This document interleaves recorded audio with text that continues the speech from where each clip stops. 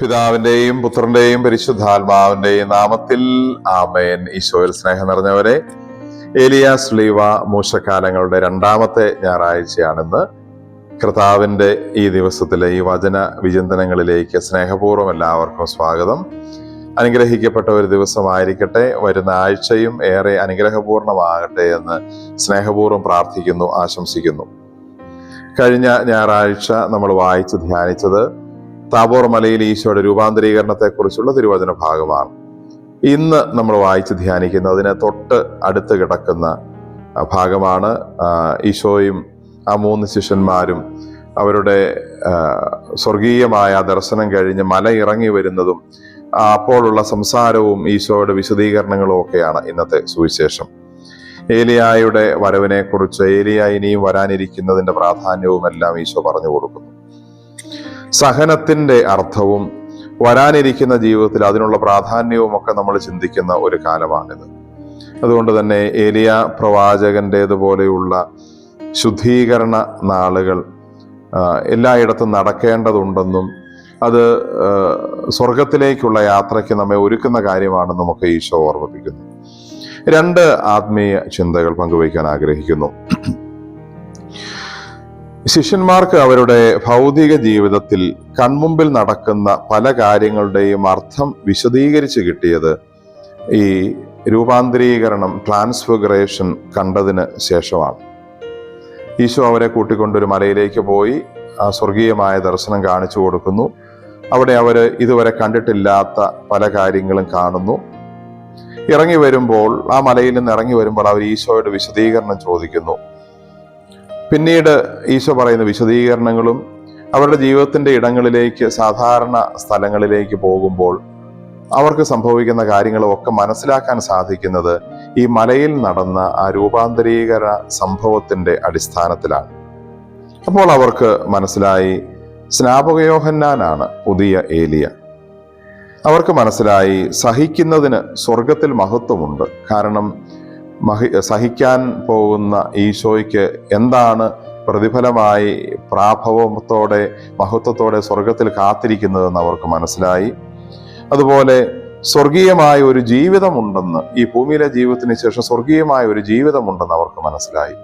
ഇതെല്ലാം മനസ്സിലായത് താബോർ മലയിലെ ആ രൂപാന്തരീകരണ സംഭവവും അതുമായി ബന്ധപ്പെട്ട കാര്യങ്ങളുമെല്ലാം കണ്ടപ്പോഴാണ്. സ്നേഹമുള്ളവരെ, നമ്മുടെ ആത്മീയ ജീവിതത്തിനും വലിയ ഒരു ആത്മീയ ഉൾക്കാഴ്ച ഇത് തരുന്നുണ്ട്. നമ്മൾ ഓരോ ദിവസവും, പ്രത്യേകിച്ച് ഞായറാഴ്ചകളിൽ, നമ്മുടെ ഇടവക ദേവാലയത്തിൽ വന്ന് വിശുദ്ധ കുർബാനയിൽ സംബന്ധിച്ച് ദൈവീകമായ കാര്യങ്ങൾ സ്വീകരിച്ച് അതിന് സാക്ഷികളായി അപ്പവും വീഞ്ഞും ഈശോയുടെ ശരീരരക്തങ്ങളാകുന്ന വലിയ അത്ഭുതങ്ങൾക്ക് സാക്ഷ്യം വഹിച്ചു പോകുമ്പോൾ, പീഡകൾ സഹിച്ച് മരിച്ച് ആ ഈശോ ഉയർത്തെഴുന്നേറ്റതിനെ കുറിച്ച് നമ്മൾ കണ്ടു മനസ്സിലാക്കി ഹൃദയത്തിൽ ബോധ്യവും ശക്തിയുമായി തിരിച്ചു പോകുമ്പോൾ, നമ്മുടെ ജീവിതത്തിന്റെ സാധാരണ രംഗങ്ങളിലൊക്കെ വരുന്ന കുരിശുകളെയും ബുദ്ധിമുട്ടുകളെയും ഒക്കെ നേരിടാനുള്ള ശക്തിയും അതിനുള്ള കഴിവ് നമുക്ക് കിട്ടുന്നുണ്ടെന്ന് നമ്മൾ തിരിച്ചറിയണം. അത് ഭൗതികമായ ആ വേദനകൾക്കപ്പുറത്ത് വരാനിരിക്കുന്ന സ്വർഗം നമുക്കുണ്ടെന്നുള്ള ഓർമ്മപ്പെടുത്തൽ കൂടിയാണ്. സാധാരണ പറയാറുണ്ട്, നമ്മുടെ ഇടവക ദേവാലയത്തിന്റെ അൾത്താരയാണ് ഓരോ മനുഷ്യനും പോകാവുന്ന ഏറ്റവും വലിയ തീർത്ഥാടന സ്ഥലം. ആ അൾത്താരയിൽ നടക്കുന്നത് അത്ഭുതമാണ്. ആ അൾത്താരയിൽ നടക്കുന്നത് ദൈവികമായ കാര്യമാണ്, സ്വർഗത്തിന്റെ കാര്യമാണ്. അതുകൊണ്ട് പീഡകൾ സഹിക്കുകയും മരിക്കുകയും കുരിശിൽ കയറുകയും ഒക്കെ ചെയ്ത ഈശോ അവിടം കൊണ്ട് തീർന്നില്ല, മഹിമയേറെ ഒരു ഉത്ഥാനത്തിലേക്ക് വന്നു എന്നതുപോലെ തന്നെ നമ്മുടെ സഹനങ്ങൾക്കുമൊക്കെ അർത്ഥമുണ്ടെന്ന് നമുക്ക് ബോധ്യം തരുന്ന കാര്യമാണ് നമ്മുടെ ഇടവക ദേവാലയവും അവിടെ നടക്കുന്ന വിശുദ്ധ കുർബാനയും മറ്റു തിരുക്കർമ്മങ്ങളും ഒക്കെ.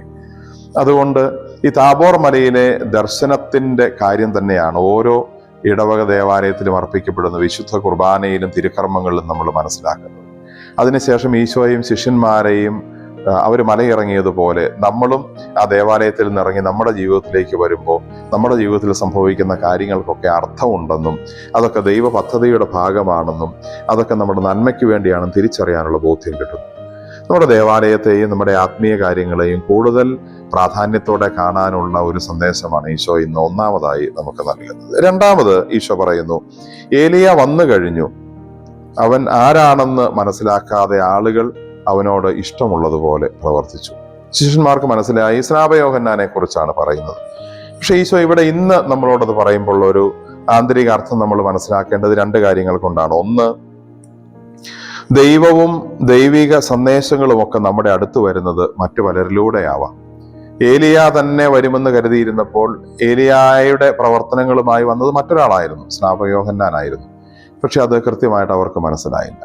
നമ്മുടെ അടുത്ത് പലപ്പോഴും ദൈവത്തിൻ്റെ സാന്നിധ്യമായി ദൈവത്തിൻ്റെ രീതിയിൽ വരുന്നത് ചിലപ്പോൾ മറ്റാളുകളായിരിക്കാം, പാവങ്ങളായിരിക്കാം, അല്ലെങ്കിൽ നമ്മളുടെ സഹായം ആവശ്യമുള്ളവരായിരിക്കാം, അല്ലെങ്കിൽ ചിലപ്പോൾ ചില സംഭവങ്ങളായിരിക്കാം, സന്ദർഭങ്ങളായിരിക്കാം.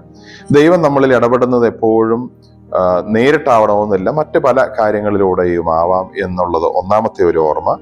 രണ്ടാമത് ഈശോ പറയുന്നു, എങ്കിലും അവർ അവനെ മനസ്സിലാക്കിയില്ല. നമ്മുടെ അടുത്ത് വരുന്ന പ്രാധാന്യമുള്ള കാര്യങ്ങളെ പലപ്പോഴും നമ്മൾ മനസ്സിലാക്കാതെ അർഹമായ പ്രാധാന്യം കൊടുക്കാതെ പോകുന്നുണ്ട് എന്ന് നമ്മൾ ചിന്തിക്കേണ്ടതുണ്ട്. ഇപ്പോൾ തന്നെ നമ്മുടെ സഭയിലുള്ള ഒരുപക്ഷെ വിശുദ്ധ കുർബാനയുമായി ബന്ധപ്പെട്ട പ്രശ്നങ്ങളൊക്കെ നമ്മൾക്ക് എന്നും അതുള്ളത് കൊണ്ടും കാണാനും പങ്കെടുക്കുവാനും സ്വീകരിക്കാനും ഒക്കെയുള്ള ഒരു സാഹചര്യം ഉള്ളത് കൊണ്ടും അതിൻ്റെ ഒരു പ്രാധാന്യം നമ്മൾ വേണ്ട രീതിയിൽ മനസ്സിലാക്കാതെ പോകുന്നുണ്ടോ? അതുകൊണ്ടാണോ ഇപ്പോഴും നമുക്ക് ആ ഒരു കാര്യത്തിലൊരു രമ്യതയിലേക്ക് വരാൻ പറ്റാതെ പോകുന്നത് എന്നൊക്കെ ചിന്തിക്കേണ്ടിയിരിക്കുന്നു. നമുക്ക് കൈക്കുമ്പിളിൽ ദൈവം വെച്ചു തരുന്ന ആ സ്വർഗം, ആ ദൈവത്തെ തന്നെ അർഹമായ പ്രാധാന്യത്തോടെ നമ്മൾ കാണുന്നുണ്ടോ, വിലമതിക്കുന്നുണ്ടോ? സ്നാപകയോഹന്നാനെ ആളുകൾ ആരാണെന്ന് മനസ്സിലാക്കാതെ മറ്റൊരു രീതിയിൽ അവർക്ക് ഇഷ്ടമുള്ളതൊക്കെ അവർ അവനോട് പ്രവർത്തിച്ചു എന്നാണ് തിരുവചനം പറയുന്നത്. ഇപ്പോഴും ഒരുപക്ഷെ നമുക്കിഷ്ടമുള്ള കാര്യങ്ങളൊക്കെ നമ്മുടേതായ ചിന്തകൾ ശരിയെന്ന രീതിയിൽ നമ്മൾ ചെയ്യുമ്പോൾ ദൈവം അയച്ച കാര്യങ്ങളെ, ദൈവത്തിൻ്റെ നിർദ്ദേശങ്ങളെ നമ്മൾ വേണ്ട രീതിയിൽ പരിഗണിക്കാതെ പോവുകയാണ് ചെയ്യുന്നത് എന്നുള്ള ഒരു ഓർമ്മപ്പെടുത്തലോടുകൂടി ഇന്നത്തെ സന്ദേശം നമുക്ക് നൽകുന്നുണ്ട്. ദൈവം നമുക്ക് നൽകുന്ന ഈ ദൈവികമായ കാര്യങ്ങളെ അർഹമായ പ്രാധാന്യത്തോടെ, സ്നേഹത്തോടെ, ബഹുമാനത്തോടെ സ്വീകരിക്കാനും അങ്ങനെ ദൈവത്തെ തന്നെ അതുവഴി മഹത്വപ്പെടുത്തുവാനും നമ്മൾക്കിടയാകട്ടെ. നമുക്ക് പ്രാർത്ഥിക്കാം. കർത്താവായ ഈശോയെ, ഞങ്ങളങ്ങേ ആരാധിക്കുന്നു, സ്തുതിക്കുന്നു, നന്ദി പറയുന്നു. കർത്താവിൻ്റെ ഈ ദിവസം ഞങ്ങളങ്ങയെ മഹത്വപ്പെടുത്തുന്നു. കർത്താവെ, അങ്ങ് ഞങ്ങളുടെ ജീവിതത്തിലേക്ക് നൽകുന്ന ഓരോ കാര്യങ്ങളും അർഹമായ പ്രാധാന്യത്തോടെ കാണാനും സ്നേഹിക്കാനും ബഹുമാനിക്കാനും അതുവഴി അങ്ങയെ തന്നെ മഹത്വപ്പെടുത്തുവാനും അങ്ങയെ തന്നെ വിലമതിക്കുവാനും ഞങ്ങളെല്ലാവരെയും പഠിപ്പിക്കുകയും ഓർമ്മിപ്പിക്കുകയും ചെയ്യണം. നമ്മുടെ കർത്താവ് ഈശോ മിശിഹായുടെ കൃപയും പിതാവായ ദൈവത്തിന്റെ സ്നേഹവും പരിശുദ്ധാത്മാവിന്റെ സഹവാസവും നാം എല്ലാവരോടും കൂടെ ഉണ്ടായിരിക്കട്ടെ, ഇപ്പോഴും എപ്പോഴും എന്നേക്കും. ആമേൻ. ഈശോ മിശിഹായ്ക്ക് സ്തുതിയായിരിക്കട്ടെ.